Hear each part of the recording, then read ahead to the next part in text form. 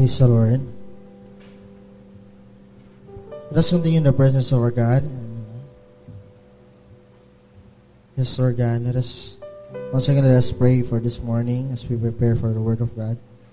Lord God, we thank you once again sa umagang ito, Panginoon, na muli, Lord God, you give us a wonderful day, Lord, na kami, O Diyos, ay muli makakarinig, Panginoon, at makapagbubulay ng iyong mga salita, Panginoon. Lord God, thank you, God, for you have given us hope. You have given us future, Lord God. In despite of everything, Lord God, you are here with us. Maraming pong salamat sa umagang ito, and even, Lord, sa bawat isa na nasa bawat tahanan, Panginoon, Lord God. Patuloy, O Diyos, na sila po ay lingapin mo, Panginoon. Abutin mo sila ng iyong mga kamay, Panginoon. And once again, Lord God, we entrust you everything in our lives, and even this day, Lord God. We praise your name once again, Lord, as we lift our hands. We will give you the highest praise and glory. This is our prayer in Jesus' name. Amen and amen. Once again, good morning po sa bawat isa. And even po sa ating mga nasa tahanan, it's a blessed morning to everyone. And napakabuti po ng Lord sa atin, no? Sa kabila po ng lahat, no? We are on MECQ and we are still at home. Tayo po ay muli binigyan ng pagkakataon ng Lord to hear His word, no? And I just want to remind everyone na keep safe at home. Lagi po tayo mag-ingat at tayo po iingatan ng Panginoong Yesus. Amen. And once again, I just want to encourage everyone also na tayo pong lahat ay pinagpapala ng Panginoon, and let's keep on praying na ito pong pandemya na to ay matapos na. Sapagkat sinabi ng Lord, nung siya po ay napako sa krus, it is finished. Amen po ba? It is finished. So let us keep on praying na ito pong season na ito ay matatapos na, at tinapos na ng Panginoon. And let us hope na tayo pong lahat ay muli magkakasama-sama na po muli sa sambahan ito upang magpuri sa Panginoon ng sama-sama. Amen? Sino pong excited doon? Sa mga nasa tahanan, are you excited? No? So let us be excited and let us keep on praying. Magkaroon tayo ng passion to pray na ito pong pandemyang ito ay matapos na, no? At alam ko po, ang Diyos ay tutugon sa ating mga panalangin. Amen? So this morning, I just want to encourage everyone, no? Nabuksan ang ating mga puso sa salita ng Diyos. Amen? At naroon po yung pag-asa sa bawat isa, okay?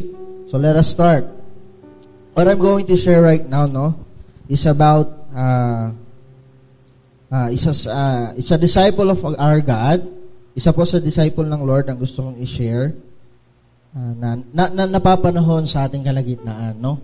So, sa panahong ito, no, I think ito pong MECQ ay extended, no, until April 30, no? So, ito pong i-share ko is about a disciple of God na nagkaroon din ng ganitong scenario sa kanyang buhay. And I believe everyone will experience, or someone is experiencing this kind of situation sa kanilang buhay as Christians, okay? So what I'm going to share, the title of what I'm sharing is about when passion fades. Okay?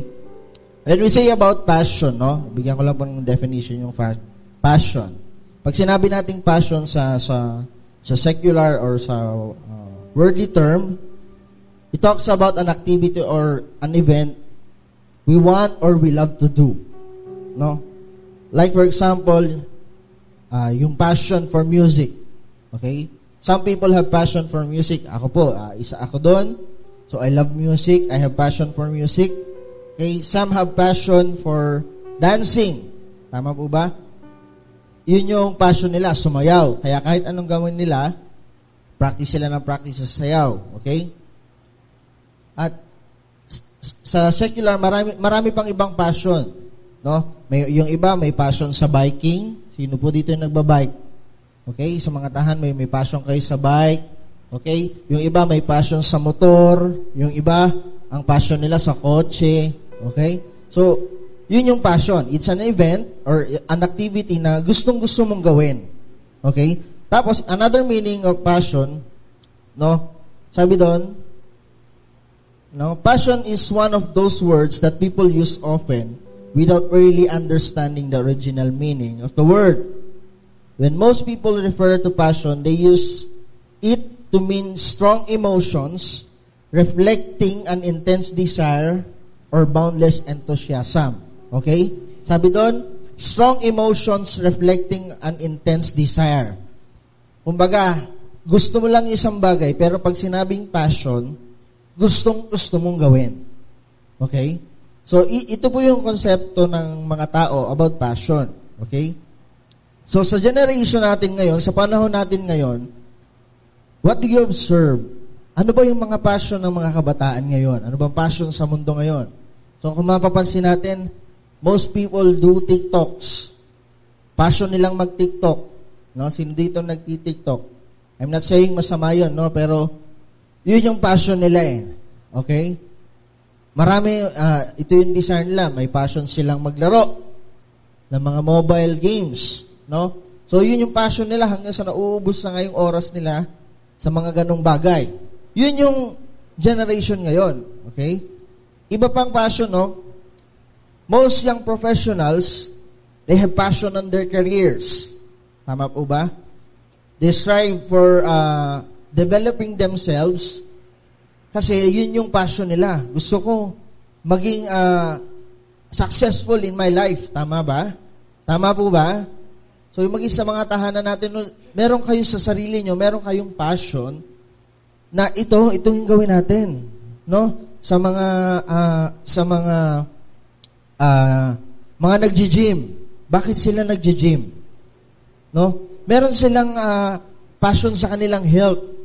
No? Gusto nila healthy sila, gusto nila physical fit sila. Kaya ang ginagawa nila, araw-araw nagji-gym sila. Tama ba? So, yun yung passion nila. Okay? But one thing na gusto ko pong tanungin ng bawat isa, as Christians, okay, yung mga nasa tahanan natin and viewers online, you as Christian, what is your passion? Okay? What is your passion? Okay? At kapag Kristiyano, no, when we heard or when we say passion, ano yung bagay na pumapasok sa atin? If you are a Christian, okay, if you're Christian, anong unang bagay na pumapasok sa atin? Okay? Isang bagay na pumapasok sa atin pag sinabing passion, we think about the passion of the Christ. Tama ba? Sinong nakapanood nun? Passion of the Christ. As Christians, maaalala natin pag sinabing passion, okay? Maaalala natin passion of the Christ. Why? Bakit sinabing passion of the Christ? Kasi si Christ, nandun yung passion niya. For what? Ang passion niya is to save the people from death. Okay? At ito po yung isa sa napakagandang mensahe or isang napakagandang meaning na nabasa ko po, no? Okay? Sabi ko kanina, people refer to passion, they use it to mean strong emotions reflecting an intense desire. Ito yung most people na binibigyan ng kahulugan yung passion. But there's a definition from Kevin Hall, no, na I think ito yung totoong meaning ng passion, okay? Sabi ni Kevin Hall, passion is the willingness to suffer for what you love. Okay, ulitin ko. Okay? Sabi ni Kevin Hall, passion is the willingness to suffer for what you love. Tama po ba? Okay? Hindi naiintindihan ng isang tao, no? Or hindi siya aware na ang passion pala, when you have passion in something or sa isang bagay na gusto mo, you are willing to suffer. Hello? Okay. The best example is Jesus. No? They have passion for the life of the people, kaya siya ay nag-suffer. He is willing to suffer himself dahil mahal niya tayo. At alam niyo po sa umagang ito, the objective of this message, no, is to bring back all our passions for the Lord. No? Kasi ito pong season na ito, no, this time of pandemic, I believe in my heart, there are people, no, there are Christians that they have passion before, pero ngayon, sabi ko nga dun sa aking title, when passion fades. Okay. Tatanungin ko po uli ang bawat isa, no? Let us ask ourselves, no? What is my passion before when I met Jesus? Ano? Tanungin natin yung ating mga sarili. Ano ba yung passion ko before or yung unang time na nakakilala ko sa Panginoon? Ano yung passion ko as a Christian nung time na yun? No? Kasi sabi ko nga po kanina sa inyo, we have different passions in life. So, hindi po yun masama. But as a Christian, when you have accepted Christ as your Lord and Savior, ano yung passion mo? At tanongin ulit natin yung sarili natin. Is that passion the same as the passion that I have today? Pareho ba yung passion ko noong una akong nakakilala sa Panginoon? At ano yung passion ko ngayon? Okay? So, ito po yung sinasabi ko kanina, no? Na, when passion fades. Kasi sabi ko, Panginoon, isang taon na po ang lumipas. Marami pong mga Kristiyano, no? Hindi ko po sinasabing masamang mag-online. Hindi ko po sinasabing ang mga Kristiyano parang nahirati na sa online. But I am saying this, let us examine ourselves right now. Is my passion the same with the passion I have before? Nung meron pa tayong church service, nung tayo po ay nagse-celebrate, is the same passion ba na meron tayo ngayon as we live for Christ? Kasi alam niyo po ang totoo, no? Ito pong generation natin ngayon is technical generation na po. No? Maganda po ang online. And I encourage everyone just to keep safe, no? Maging safe ang ating mga sarili, it is right. Let us do watch online. Kasi napakahalaga po na tayo po'y nakakarinig ng salita ng Panginoon. At alam niyo po, no?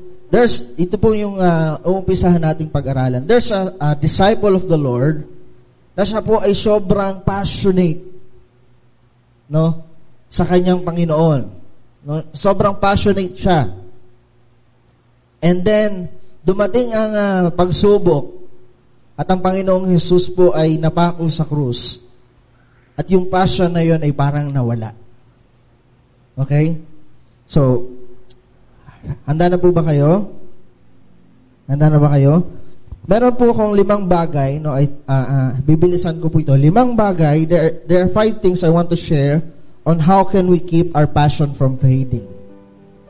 Kasi alam niyo po yung passion natin, no, uti-uti po yung inaagaw ng kaaway, hindi natin alam. Sa panahong ito, we must be aware na yung passion natin sa Panginoon, kailangan po ito'y nananatili. Yung pag-ibig natin sa Panginoon nananatili. Okay? Dahil alam naman natin ng totoo, yung passion ng Lord sa bawat isa, hindi po yan nababago. Yun po yung nakaka-amaze doon.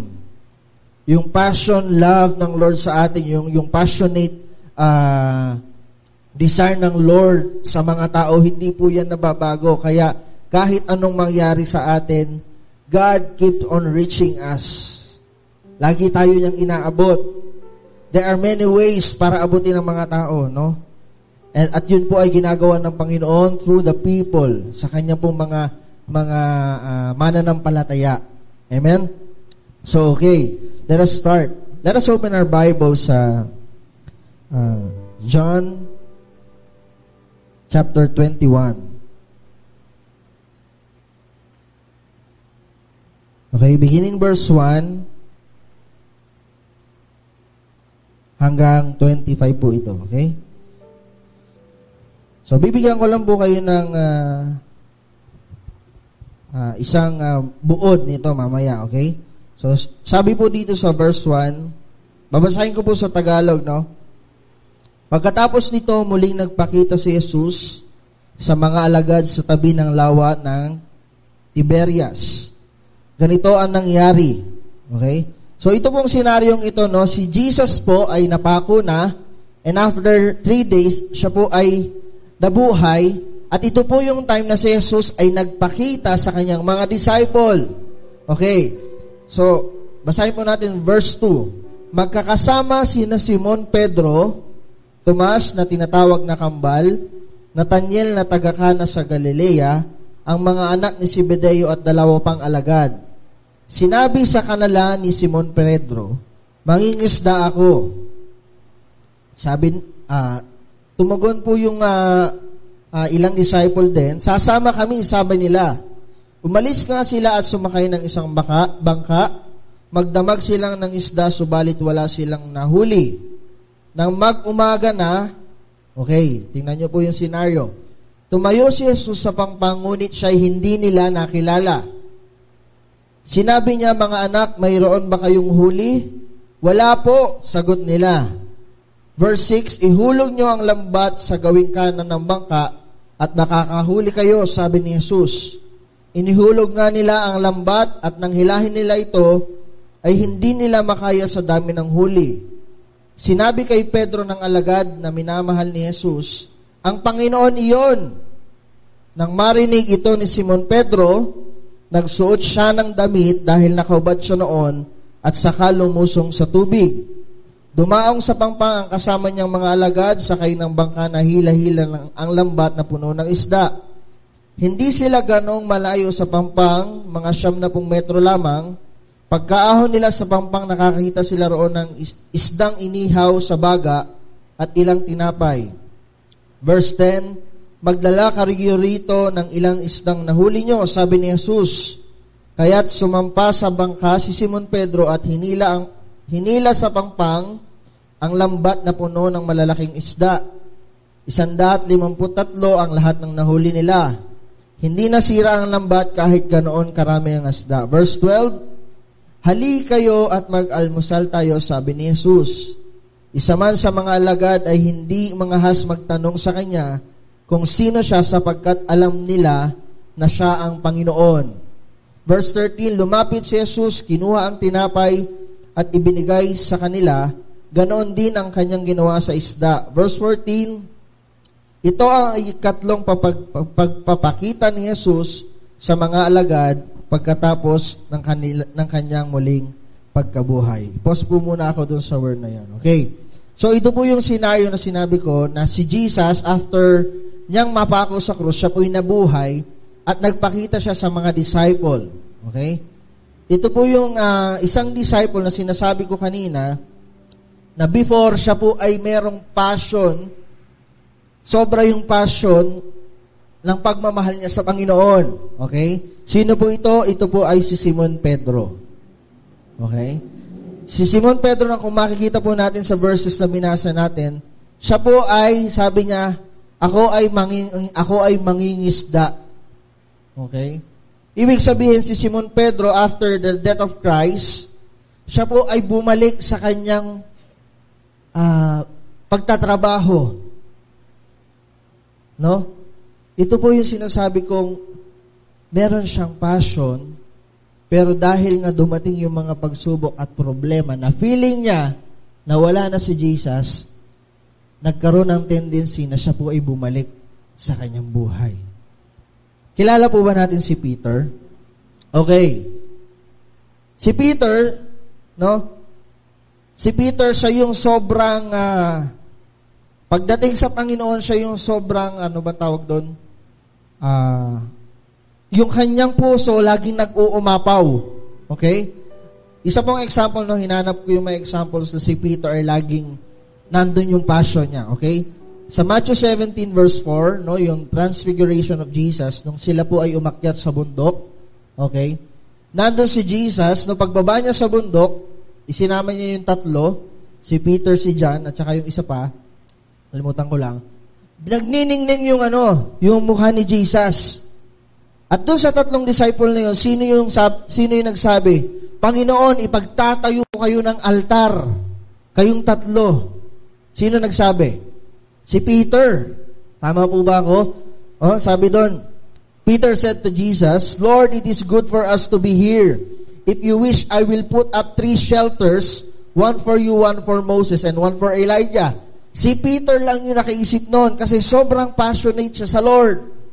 Okay? Isa pa pong example, John 13:6-10, yung washing of feet. Okay? Sabi doon, he came to Simon Peter and said to him, Lord, are you going to wash my feet? Jesus replied, you do not realize now what I am doing, but later you will understand. Sabi ni Peter, no, you shall never wash my feet. Sumagot si Jesus, unless I wash you, you have no part with me. Ano pong sagot ni Simon Pedro?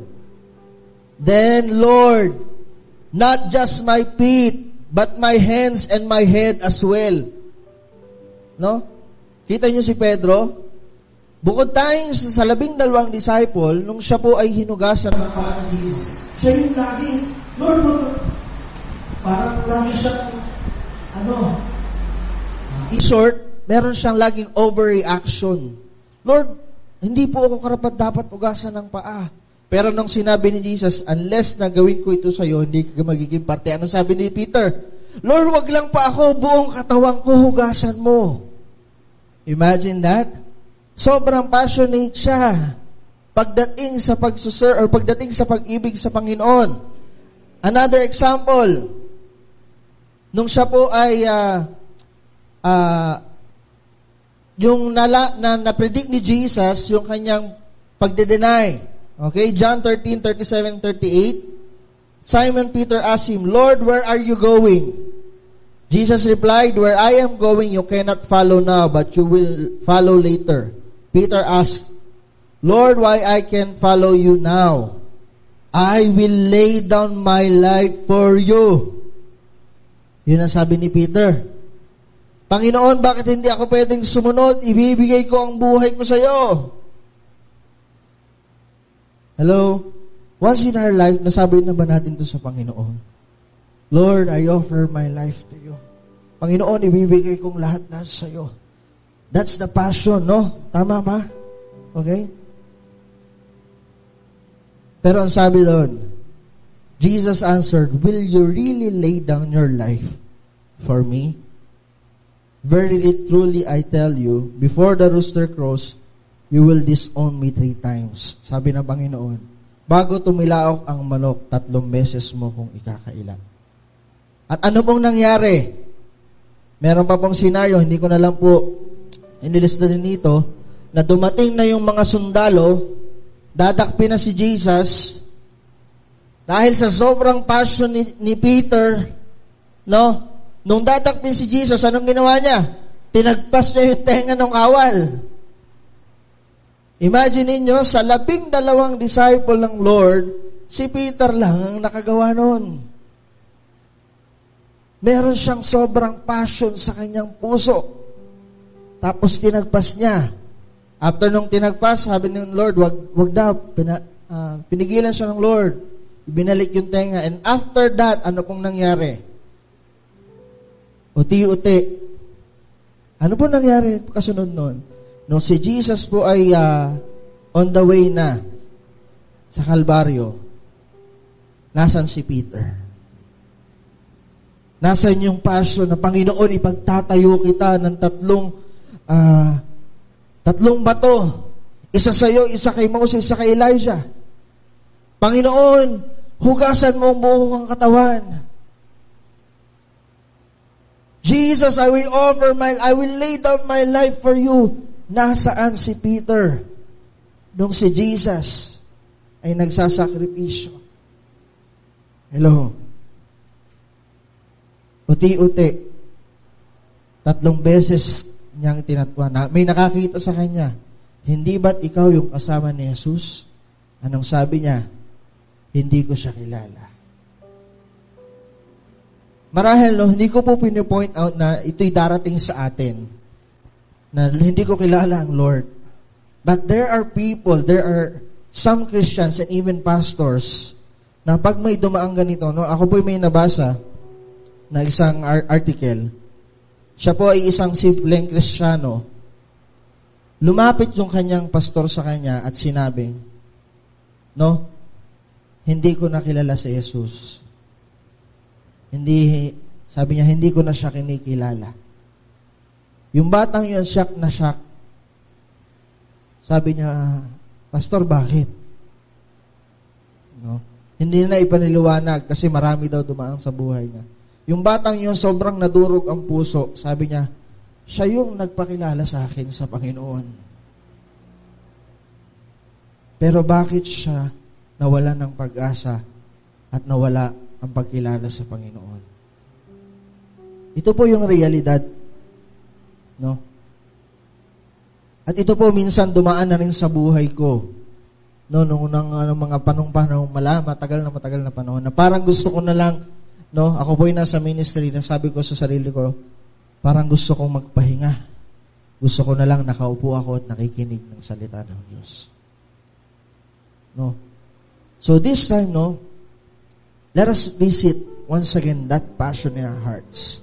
And these 5 things na gusto ko pong i-share sa atin ngayon, no, will help us para po yung passion sa ating mga puso ay hindi mawala.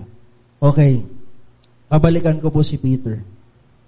Makita natin si Peter, sobrang passionate siya sa Lord. No? And sometimes, ganun din tayo. Okay? If we want our passion na hindi mawala, isa pong bagay ang nakita ko dito. Ito po yung number 1 point ko. No? Okay?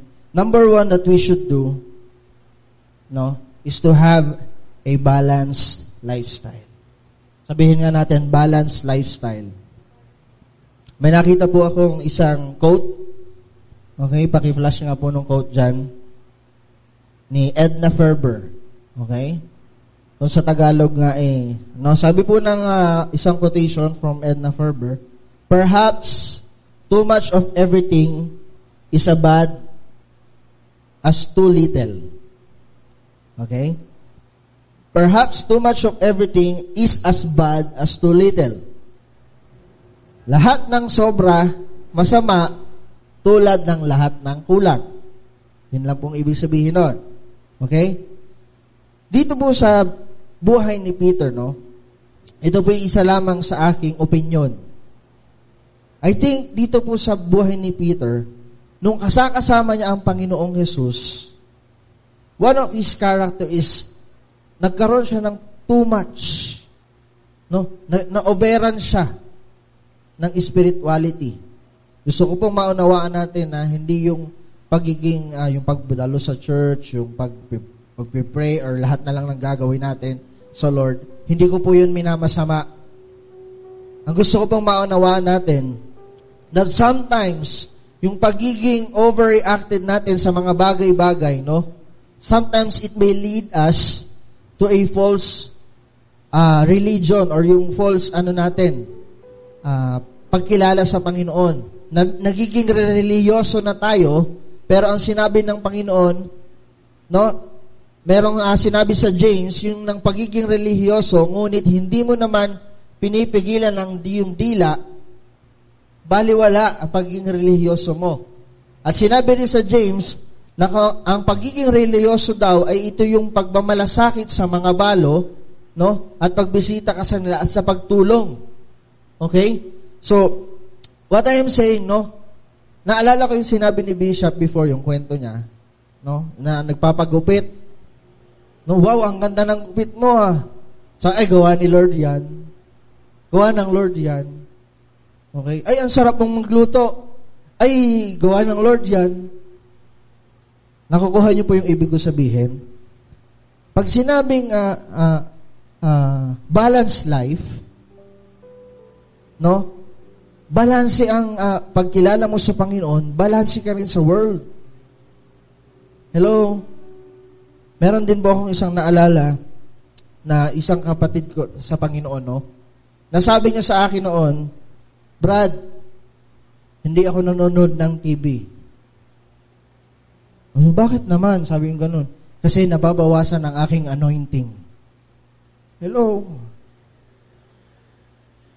Na may measure ba natin yung anointing na binibigay ng Lord? Ito po yung sinasabi ko, yung too much on spiritual. Na hindi tayo aware. Even si Peter, no? Imagine niyo si Peter, nakikita niya ang himala ng Diyos. Hello, kasama niya ang Panginoong Yesus sa paglilingkod. Kaya lang dahil nga sa sobrang passionate niya, no, hindi siya aware sa sarili niya na yung kanya lang palang sarili ang parang gusto niya, ay, gusto ko katulad ni Lord, nakaka-bless. Hello? Hindi niya naunawaan ang pagiging balanse ng buhay. Okay. Living a balanced life. Nagpe-pray ka pa ba? Hello? Yes, nagpe-pray ako. Kumakain ka ba? Oo, 3 times a day. Minsan 5 times pa nga kasi may merienda sa umaga, may merienda sa hapon. Nabubusog ka ba? Oo, nabubusog ako. Kumakain ka ba ng salita ng Diyos? Tuwing gabi lang. Sino po dito yung ang kain niya sa buong maghapon? No? I'm talking about physical food. Kumakain lang siya sa gabi. Hello? Is that a healthy lifestyle? Ang kain mo lang gabi. Naunawaan niyo po yung ibig ko sabihin, having a balanced lifestyle. Okay? Or halimbawa naman, baliktad rin naman natin. Umaga, kumain ka, alas 8. Pagdating ng alas 10, kumain ka uli. Nagchichirya ka. Pagdating ng alas 12, kumain ka uli. Pagdating ng alas 2, kumain ka uli. Nung alas 4, kumain ka pa rin. Namahaw ka. Okay? At pagdating ng alas 7, ikaw ay naghapunan. At habang ikaw ay naghanunod ng TV bandang alas 9 hanggang alas 12, ikaw ay kumakain pa rin. Is that a healthy lifestyle? Okay? Okay. I-put natin sa spiritual. Ikaw ay nagbasa madaling araw. Buong maghapon ka nagbabasa. Hindi ka na lumabas ng bahay. No? Hindi mo alam yung iyo palang kapatid nangangailangan ng tulong. Ikaw ay puspusan sa pagpipray sa loob ng iyong tahanan, sa loob ng silid. You keep on praying, Lord, bless us, Lord. No? Ilayo mo kami sa anumang kapamakan. You pray the prayer of Jabez. Ano bang prayer ni Jabez? Lord, bless us indeed. No, enlarge my territory. Let your hand be with me and keep me from all evil. No? Pero habang ikaw ay nananalangin, maghapon ka nananalangin, no? You share the word to other people. Pero yung palang kapatid mo, ang laki ng problema. Nabisita mo ba?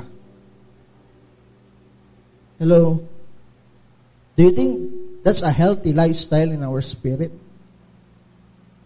Sometimes ito po yung sinasabi ng Lord. Let us love the Lord our God with all our heart, with all our mind, with all our soul. And let us love one another as you love yourself. Minsan kasi love tayo ng love sa Lord. Sabi rin ng Lord, masasabi mo bang mahal ako kung hindi mo minamahal lang yung kapatid? No? Lord, mahal kita, pero yung kapatid mo nakagawa sa'yo ng mali, hindi mo mapatawad. Is that a balanced life? Hello? Brothers and sisters, no, kapatid ko sa Panginoon, God is teaching us to be balanced in our life. Meron kang mga naalalang ka-eskwela mo na dating naglilingkod sa Panginoon, wala na ngayon. If you are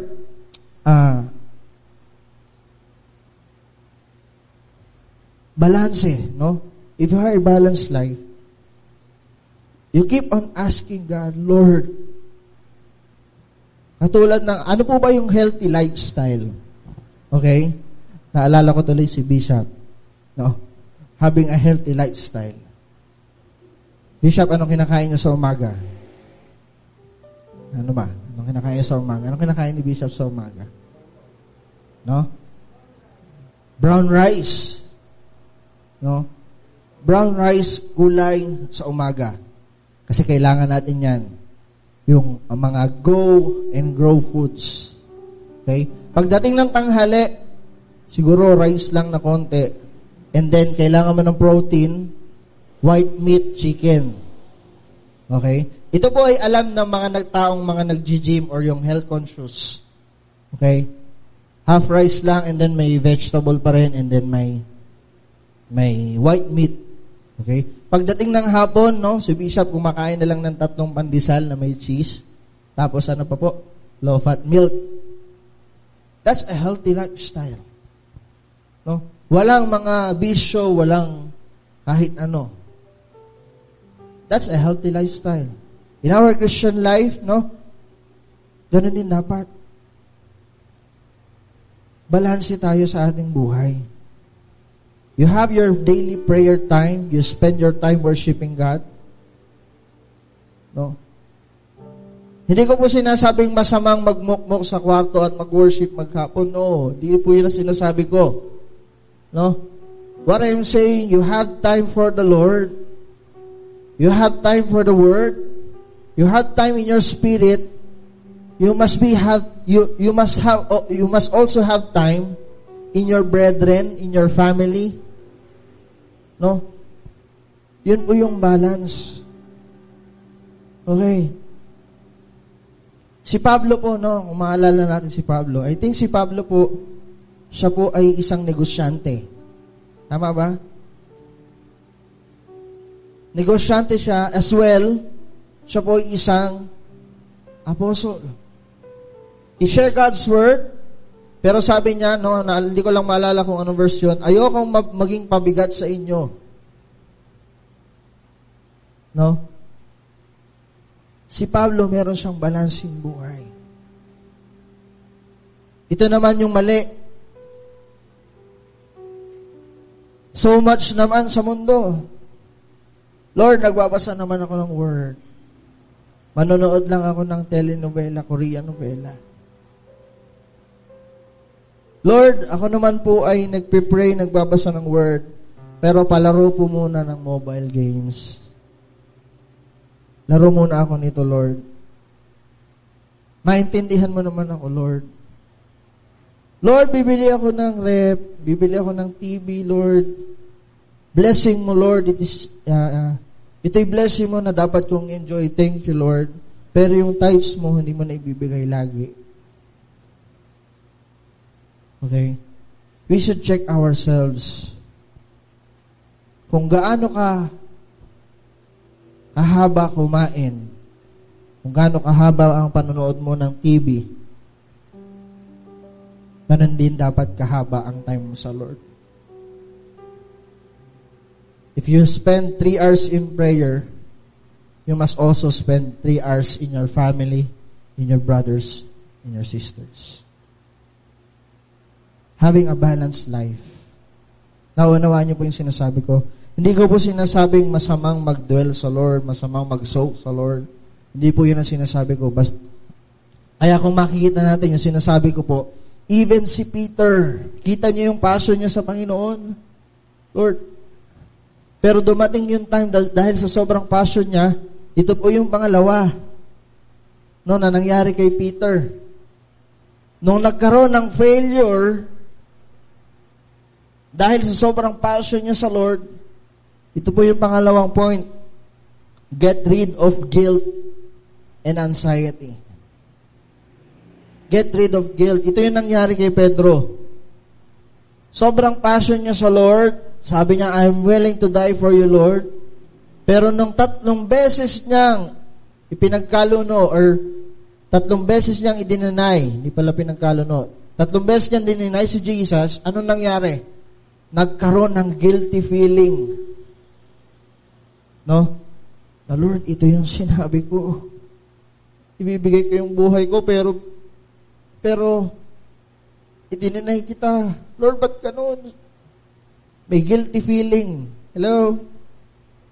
Dumaan na ba sa atin to?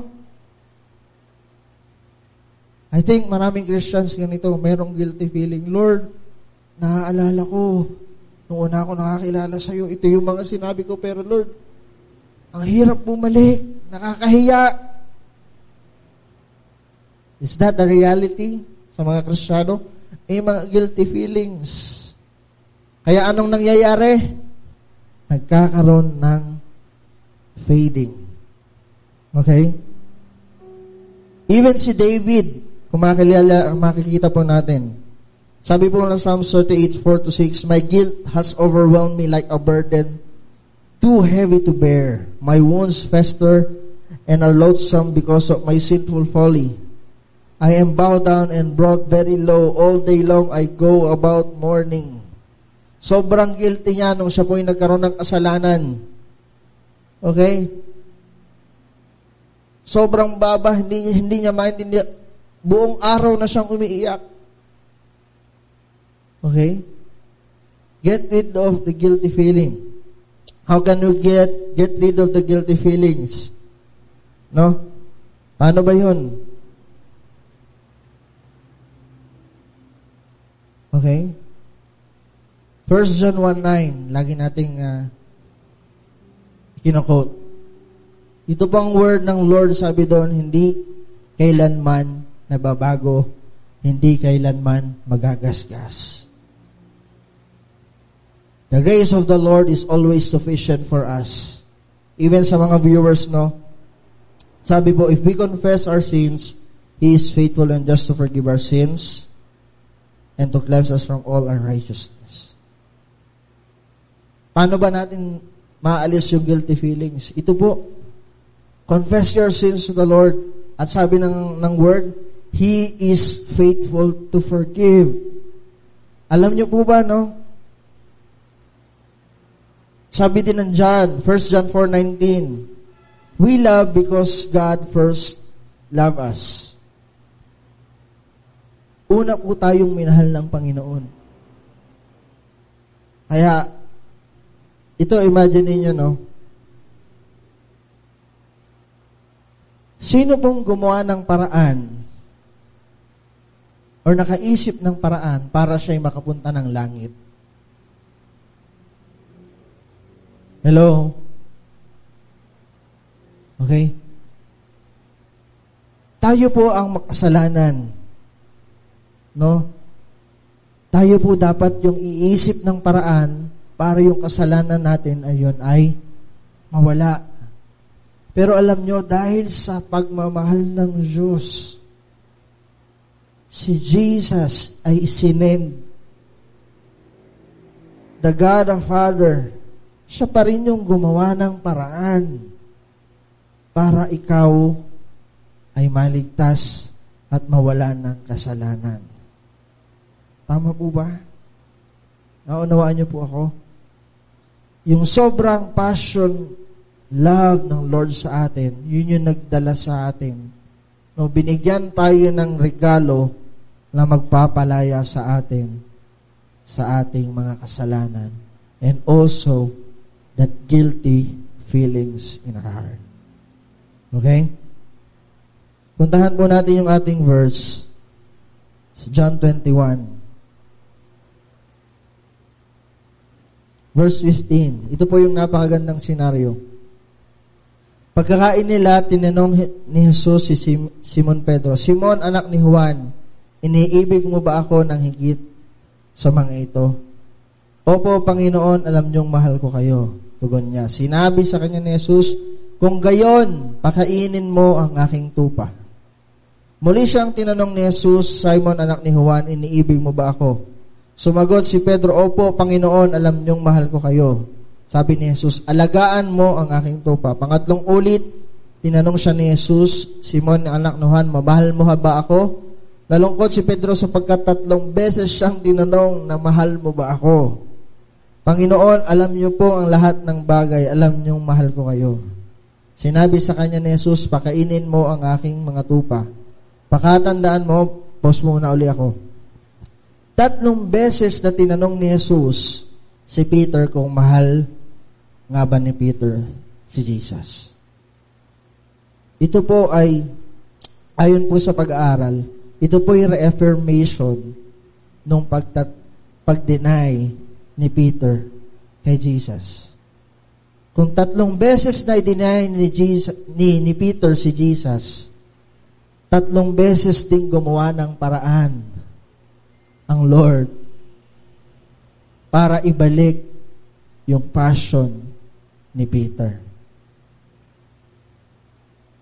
Nung merong guilty feelings si Peter, okay, tinanong siya ng Lord, doon nagsimulang nabuo. Sabi ng Lord, Peter, mahal mo ba ako? Nung sinasabi niya siguro, Panginoon, mahal kita, naaalala niya noong unang beses niyang idininay si Jesus.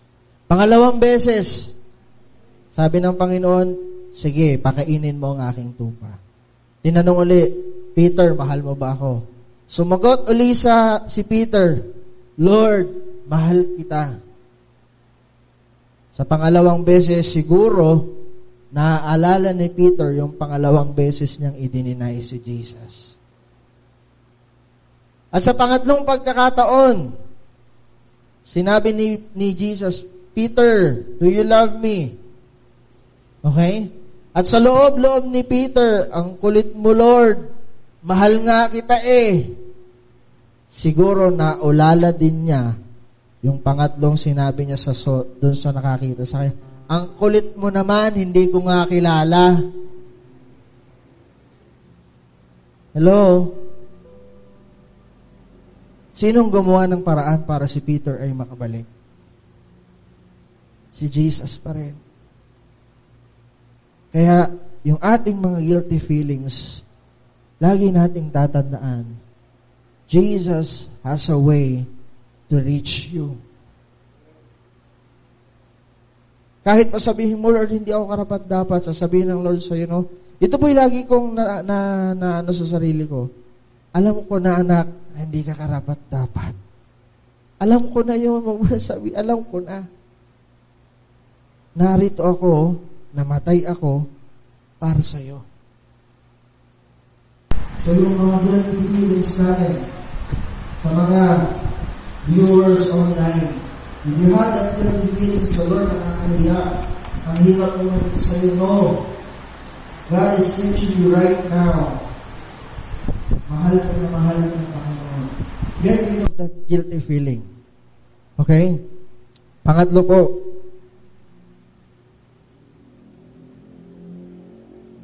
bibilisan ko na po ito. Consider one another. Pangatlo. Katulad mo nung sinabi ko kanina, having a balanced life. No? We should consider our brethren. Consider one another. Sabi ko dito, we cannot live alone. If we live by ourselves, our passion will be.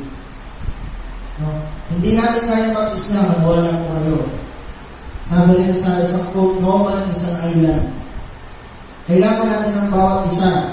Pero tingnan niyo po, ito pong sinabi dito. Okay? Basahin mo natin ang verse 18. Pakatandaan ko ng bata ka pa, ikaw ay nagbibigay sa iyong sarili at pumupunta kung saan mo gusto. Ngunit pagtanda mo, iunat mo ang iyong mamaya at iba ang magbibigay sa iyo at dadahan ka sa lugar na hindi gusto. Verse 19. Ito po yung paliwanag kung bakit sinabi ng Lord ito kay Peter. Sinabi niya ito upang paliwanag kung paano mamamatay si Pedro at kung paano niya mamapalangalan ng Diyos. Pagkatapos sinabi sa kanya, Jesus, sumunod mo sa akin.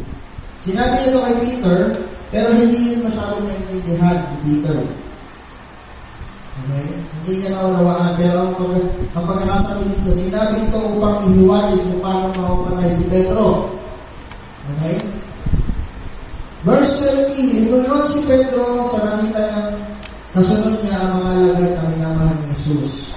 At tinutukoy mo dito, in short, no, ang siyang umilig sa dibdib ni Jesus na sila ay naghahaponan ng tanong Panginoon, sino po magkakalo mo sa inyo? Ang makita siya ni Pedro ay ganyan ang ilo ni Jesus. Panginoon, paano naman po ang taong ito? Okay? Sumagot si Jesus, kung nais kung mabuhay siya hanggang sa magbabalik ko, ano sa iyo? Okay? Lumingon si Peter, nakita niya si John the Beloved, kasi sinabihan sa ni Jesus, na mapupunta ka, no, pagtanda mo, ikaw ay pupunta sa sanghing Kristo. Tama mo ba? Nakita ni Peter si John the Beloved. Sabi niya, Panginoon, paano naman po? Alam niyo po isang bagay, no? We do not consider others, or we see others, na gano'n sila, laging may paninilip. Alam niyo yun? Panginoon, ba't siya? Alam mo? Panginoon, bakit siya? Lord, bakit siya? Bakit siya hindi naman naglilingkod? Ako naglilingkod. Ano sabi ng Lord? No? Kung nais kong mabuhay siya hanggang sa pagbabalik ko, ano sa iyo? Sumunod ka sa akin. No? Parang yung isang parable ng Lord na nagtrabaho ng alas 8, nagtrabaho ng alas 12, nagtrabaho ng hapon. Pero yung sweldo nila, pare-pareho. Nagreklamo yung pinakamatagal nagtrabaho, syempre. Lord, sa tagal ko nagtrabaho, 8 to 5 ko, siya ay 3 to 5 lang, 2 hours. Kaya ang sabi ko, ito po ang problema sa ating mga Kristiyano. No? Lagi nating sinisilip yung mga failures, yung mga pagkakamali, negatives ng iba.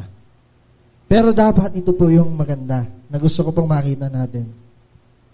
Sabi ko po dito, sabi po ng Hebrews 10:24 to 25, let us consider one another in order, ulitin ko po, let us consider one another in order to stir up love and good works, not forsaking the assembling of ourselves together, as is the manner of some, but exhorting one another, and so much more as you see the day approaching.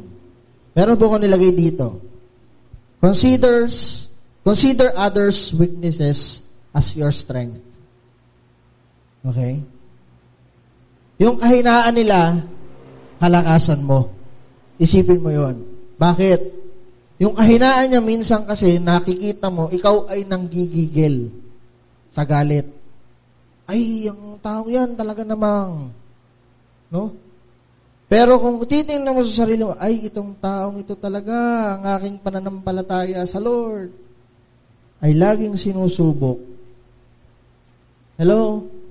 Kaya minsan po maraming mga Kristiyano ay natitisod.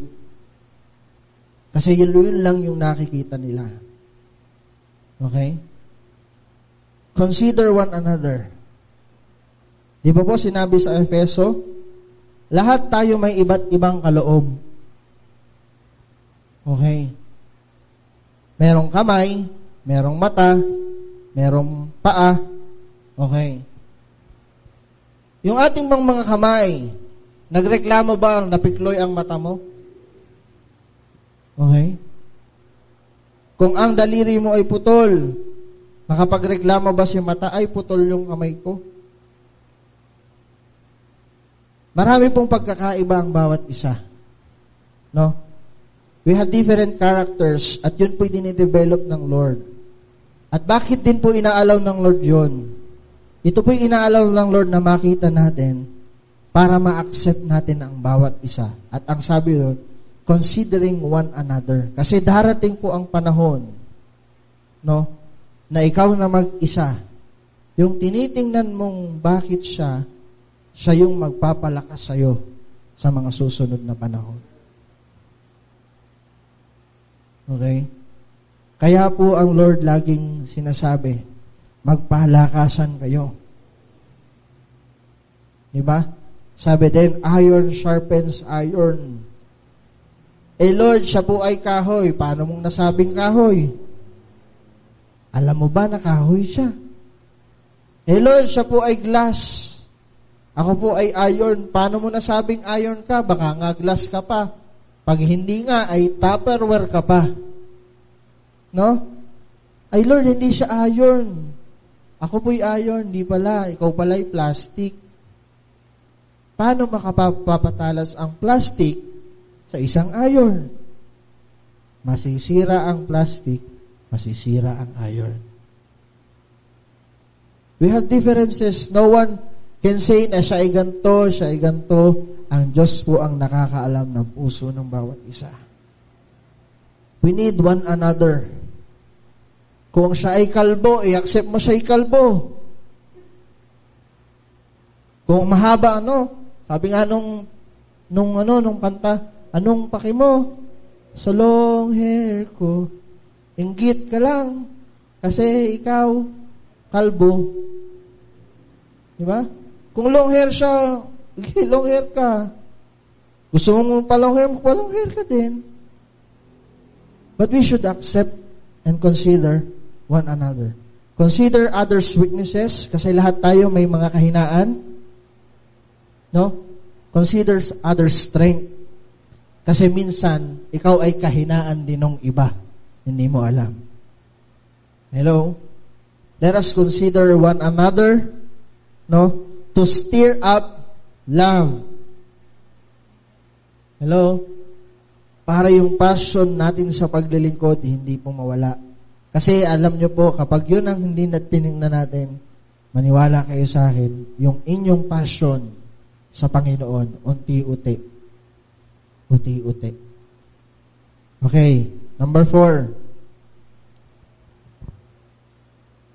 Have a clear purpose in life. Babasahin ko po ito dito. Verse 23, kumalat sa mga mananampalataya ang balitang hindi namatay ang alagad na ito. Okay, kita nyo yun? Nung sinilip ni Pedro, balik po muna ulit ako doon sa consider one another. Nakita ni Pedro, si John de Balawi, Panginoon, bakit yun? Sinabi ng Lord, ano sa'yo? Okay? Sumunod ka sa akin. Biglang na ipamalita agad na si John de Balawi ay hindi mamamatay. Minsan ganun Wala pa man, meron ng balita. Okay? Yun yung nakakalungkot. At isa pang nakakalungkot, walang pagkakaiba ang mga Kristiyano sa mga hindi. Nauuna pa sa Kristiyano ang chismis kaysa doon. Sa paanong paraan, Yung sabi nga na spiritual gossip. Ano spiritual gossip? Alam niyo 'yon? Ipag-pray. Ay, sister, ipag-pray na. May isang sister na nagpa-pray. Ay, sister, pwede mo ba akong ipag-pray? Pero huwag mong sasabihin sa iba at ako'y nahihiya. Ay, sige, ipag-pray kita. Tapos nung nag-pray, sige, salamat sa prayer. Yung nag-pray, sabi niya, sa kabilang sister, ipag-pray naman natin sa ganito kasi yung gatong-gatong yung buhay niya. Ganun ba? Ganun ba siya? Ay, sige, ipag-pray natin. Yung pinag-pray na yon, pumunta doon sa kanyang asawa. Sabi doon sa asawa niya, honey, ipag-pray natin si ganito kasi yung buhay niya ganito. Nagulat yung honey, talaga, ganun ang buhay niya? Sige, ipag-pray natin.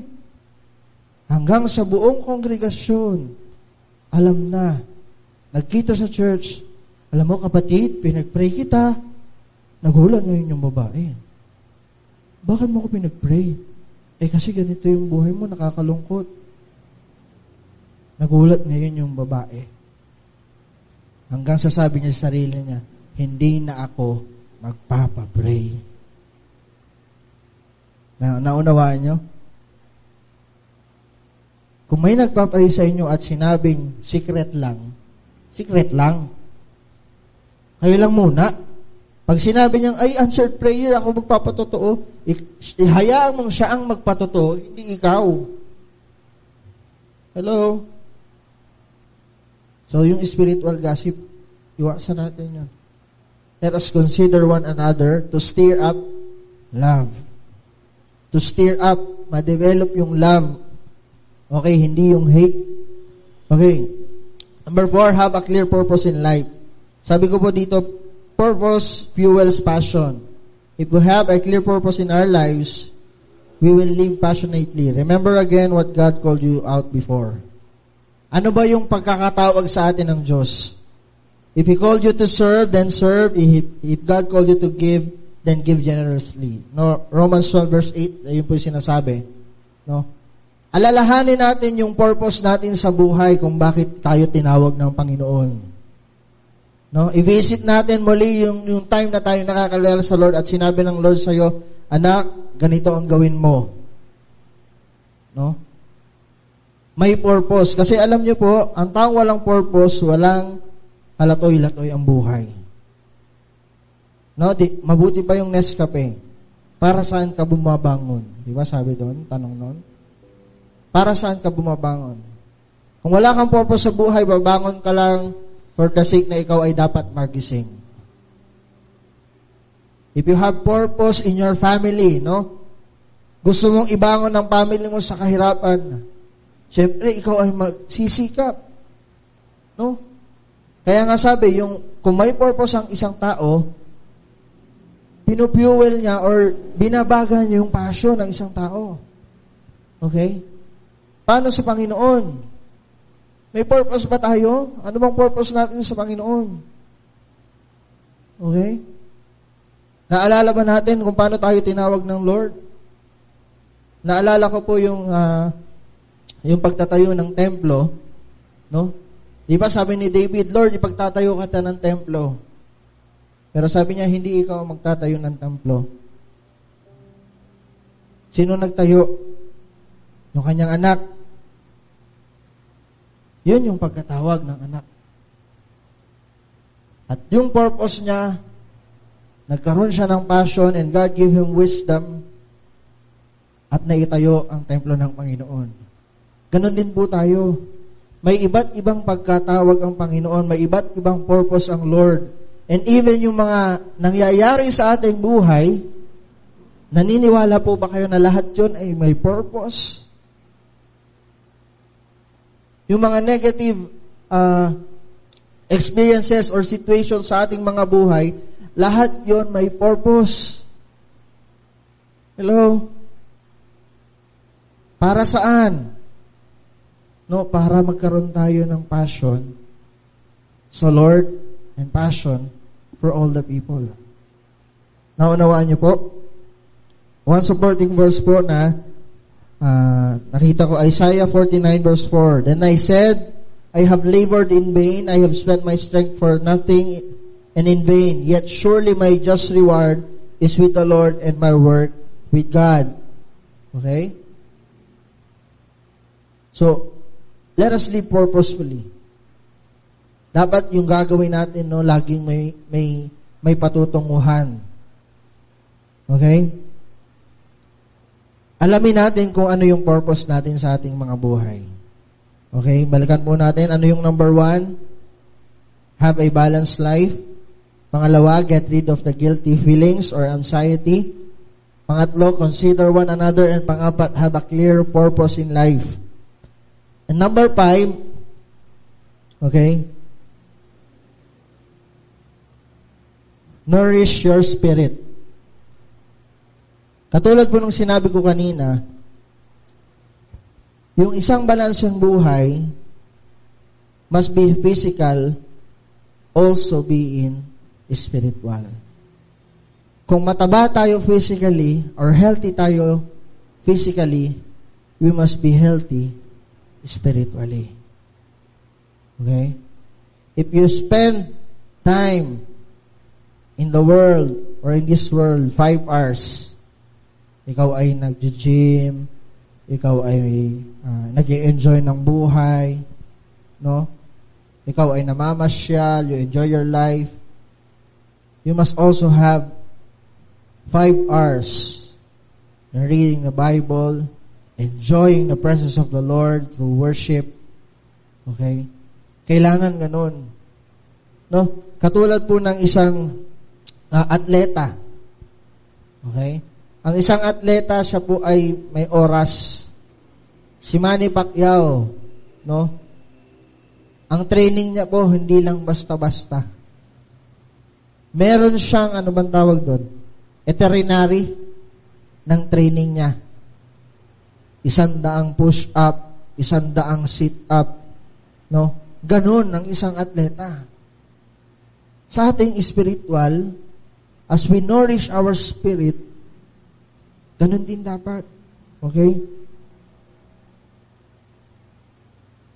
Okay. Sabi po ng Psalms 1.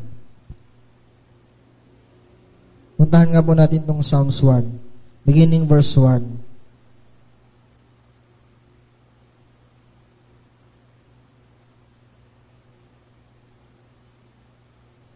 Mabasahin ko po sa NIV.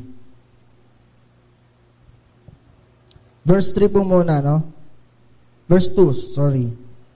But whose delight in the law of the Lord, and who meditates on His law day and night, that person is like a tree planted by the streams of water, which yield its fruits in season, and whose leaf does not wither. Whatever they do prospers. Imagine niyo, no? Kung sino daw yung nagde-delight sa law or sa salita ng Diyos, and who meditates it day and night, okay, is like a tree, isang puno planted in the streams of water. Okay? Nakita na kayo ng puno sa may ilog? Yung punong yon, maniwala kayo sa akin, napakamabunga kasi siya po ay malapit sa tubig. Ito po yung verse 1, kung papansin ninyo. Sabi po ng verse 1, bago po yung word na mag-delight sa word. Blessed is the one who does not walk. Tatlo po ito, no? Blessed is the one who does not walk in the step of the wicked. Pangalawa, or stand in the way of the sinner's take, or sit in the company of mockers. Nakita niyo po yung senaryo kung paano nag-feed ang isang tao. Una, blessed is the one who does not walk. Naglalakad pa ng tao sa kanyang buhay. Mapalad daw ang taong hindi lumalakad sa way na or sa step ng masasama, or stand. Nakita nyo na, hindi na lumakad. Ano ba yung sunod na? Stand na lang. Hindi na siya lumalakad. At yung pangatlo, or sit. Naupo na. Okay? Yun yung pag-faith ng isang tao. Naglalakad ka, pero dahil ikaw nga ay uti-uting, nag-faith sa Lord, hanggang sa ikaw nakatayo na lang, hindi mo namamalayan sa sarili mo, nakaupo ka na, at pagdating pa ng panahon at naggabi ka ng kaaway, paginigurado, nakahiga ka na. May salamin pa. Hello? So let us all together revisit our passion for the Lord. Okay? Dati naalala ko po, no?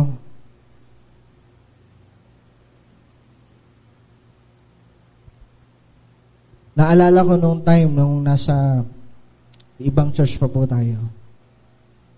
Kapag ako yung nag-worship sa Lord, I have time to worship God. No? Na meron akong tinutugtog lang. No? Nagpapatugtog ako ng radyo or nung MP3. Minsan ako po'y nabibless and na-overwhelmed sa presence ng Lord. Umiyak ako. Naalala ko yung time na yon at alam niyo po, namimiss ko yun. Naalala ko yung time na tayo pong lahat dito, sama-sama tayong nagpapasalamat sa kabutihan ng Diyos. Okay? Tuwang-tuwa tayo, Lord. No? Lord, Ikaw ang aming buhay. No? Tapos sumasayo pa tayo, and we will be a dancing generation. Diba? Naalala nyo ba yun? Let us all together revisit this passion in our hearts nung tayo po ay nagsaserve sa Lord. And I just want you to let us keep on praying. No, nagpe-pray pa po ba tayo sa bahay? I encourage everyone, even sa mga viewers natin. Tapos na po itong pandemyang ito. Babalik na tayo, maniwala kayo. Babalik na tayo. Naniwala ba kayo doon? Babalik tayo sa new normal. Alam niyo yung new normal? Yung new normal, yung pamilya natin nandito na sa church. Yung new normal, hindi na tayo dito. Mas malaki na yung lugar natin. Hindi dahil para masabing, ayan, laki ng lugar ng Life in Christ. No. Ang new normal, sama-sama tayong magpupuri sa Lord. Hindi tayo nakapag-celebrate ng anniversary. Okay lang. Dahil darating yung time, lahat tayo magse-celebrate, kahit nasa bahay tayo. Sineselebrate natin yung kabutihan ng Lord. Na lahat tayo ligtas. Yung pamilya natin ligtas. Yung kaibigan natin ligtas, walang COVID. No, hindi lang sa COVID. No, kasi yung COVID na ngayon lang yan eh. No? Yung cancer, yung lahat ng sakit, no? Emotional pain, lahat yan. Naniniwala ba kayo na darating yung time, sama-sama tayo magpupuri sa Lord? Dahil yung ating mga kapamilya nandito na, kasama na rin nating nakakakilala sa Kanya. If you believe that, let us have this passion. Pagbagayin ulit natin yung passion na yon. Hindi dahil para maging espiritual, no? Kasi mahirap yun. Mahirap po yung magiging spiritual, magiging religyoso na lang tayo lagi. Let us keep on praying kasi minsan sinabi ko rin po nang nagturo ako dito, yung mga bagay na hindi nakikita ng tao, mas okay pa yun eh. Na kayo lang ng Lord, ito yung heart ko. Ito yung passion ko sa iyo, Lord. Gusto na namin manumbalik ang service. Gusto na namin maglingkod ulit sa iyo. Hindi kami makalabas, Lord. Ang dami namin gustong puntahan, Panginoon. Ibalik mo na sa normal. Meron ba kayong prayer na gano'n sa bahay nyo? Let us all together pray, Lord. No, kasi hindi lang ito yung isang beses na nangyari sa mga lingkod ng Diyos, sa mga ganitong pagkakataon. Even the time ng Old Testament, sa Babylon, nung sila po ay na-captive. Alam niyo ba na-captive, nakakulong, lockdown yon. Let us revisit our passion. Na Lord, ito kami dati, lahat kami, sama-sama kami eh. Let us live a balanced life. Laging balance lang sa buhay. No? Let us follow and obey the government. No, kaya nga po tayo ngayon, no? Hindi tayo nagpapunta ng marami kasi MECQ pa. Pero maniwala kayo sa akin, darating yung time, if we keep on praying, i-battle natin sa prayer to. Na-i-battle nyo na ba sa prayer to? Let us battle and pray na wala nang ganito, Lord. No, alam nyo po, ako, every night, kami mag-asawa, yung pong taal, naalala nyo yung taal? January last year, ito po'y pumutok. Ngayon po, hindi ko alam kung aware kayo. Laging nag-aalburoto. Naisama ba natin sa prayer to? Naipag-pray ba natin yung ating mga pastor, yung ating mga bishop, no? Si bishop nung nakaraan, sinamahan ko po sa ospital, nagpa-check. Pa-check up. Yung pala, stress na. Naipag-pray ba natin si bishop? No, naipag-pray ba natin yung kapatid natin sa Panginoon? Alam nyo, kahit ganitong pandemya, let us use this pandemic para mas lalo tayong magpursige sa Panginoon. Hindi man natin sila ma-reach out through hand in hand. Let us revisit our passion. No?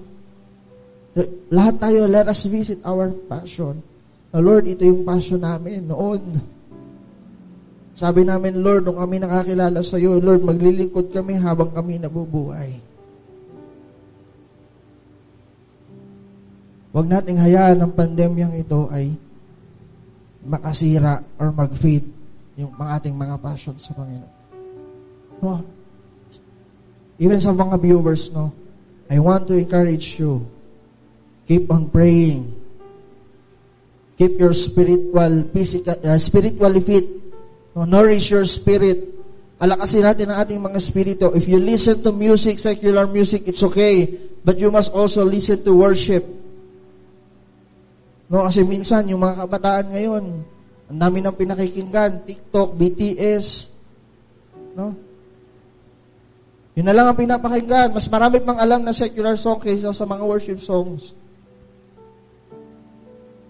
No? Live a balanced life, nourish our spirit, and let us keep on praying. No? Na every day, Lord, tapos na ang pandemyang ito, Lord, in Jesus' name, huwag mo nang hayaan yung mga natural, mga bagyo, mga pagputok ng bulkan. Lord, huwag mo nang i-allow kasi sinabi ng Bible, no? If my people shall humble themselves and pray. Hindi lang sinabing humble yourselves, may kalakip na prayer. And I will heal from heaven. I will hear from heaven and heal their land. Itong ating bansa, naabutan ko po ang henerasyong ito. Ako po yung nagpapasalamat sa Lord. No? Dahil alam ko, malapit nang dumating ang Lord, and as this generation come, sabi ko nga sa Panginoon, Lord, kahit anong mangyari, hindi kami bibitaw sa iyo. At alam niyo po, ang Lord hindi rin kayo binibitawan. Hindi tayo bibitawan ng Lord. Maniwala kayo sa akin. Kung ikaw ay nakabitaw na, ang Lord nakakapit pa rin sa iyo. Anak, nandito ako. Hindi kita pababayaan. Amen? So once again, I encourage everyone, let us pray. Let us close our eyes. Let us begin to talk to our Father. Father God in heaven, we thank you, Lord, for this morning, for this message. Panginoon, ikaw ang aming nag-iisang Diyos ng aming buhay. Father, right now we confess all our sins. Patawarin mo kami, Lord, sa aming mga pagkukulang at pagkakamali. Patawarin mo kami sa lahat ng aming nagawang kasalanan. And this time, Lord, we accept your grace and mercy. We accept your love once again.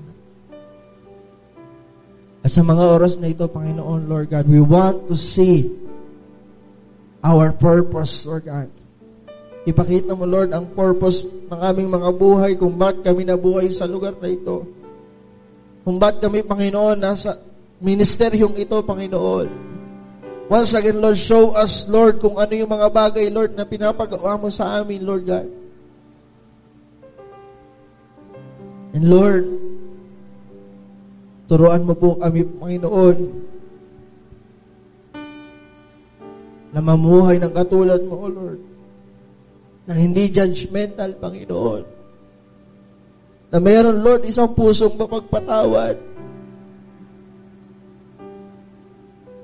Tulungan mo kami, Panginoon, to accept, Lord God, yung kahinaan ng iba, Panginoon. And even us, Lord God, meron kaming mga kahinaan sa buhay, Panginoon. Lord, ito po yung pinagkakatiwala namin sa iyo. At ganun din, Panginoon, turuan mo kami, Panginoon, sa iyong mga salita. Ipaunawa mo, Panginoon, ang iyong mga salita araw-araw habang kami nagbabasa nito, Panginoon. And Lord, ilagay mo rin sa aming espiritu, Lord, araw-araw, yung desire, Lord God, to seek you earnestly, Lord God. To seek your word passionately, Lord God. Upang kami maging malakas at matatag, Panginoon, sa aming pananampalataya sa iyo.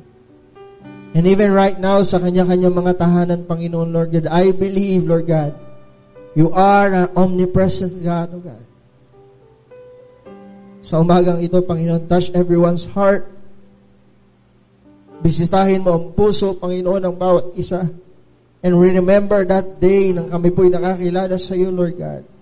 That passion, Panginoon, na ilagay mo sa aming puso, Lord, ito po'y buhayin muli, Panginoon. At ang aming paglingkod sa iyo ay mag-alab muli, Panginoon.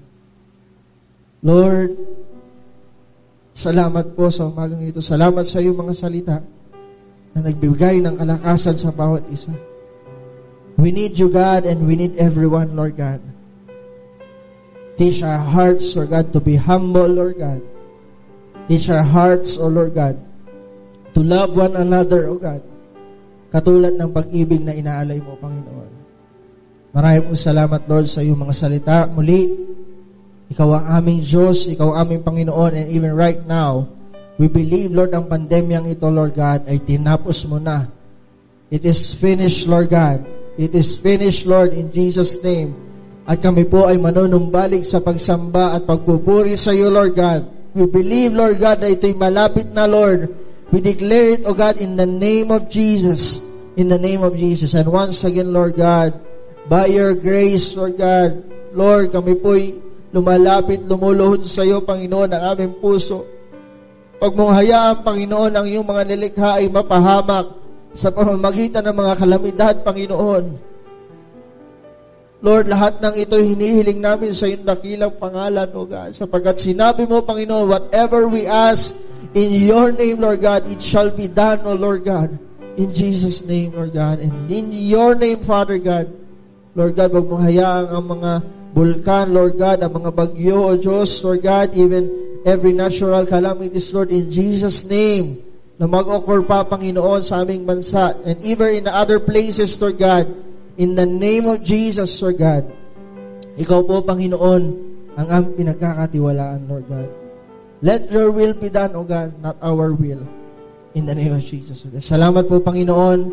And once again, Lord God, we declare victory, Lord God, upon our lives, upon this prayer. And once again, Lord God, we give you the highest praise and glory and honor. And this we pray in Jesus' name. Amen and amen. God bless you all. Sa ating po mga nasa online,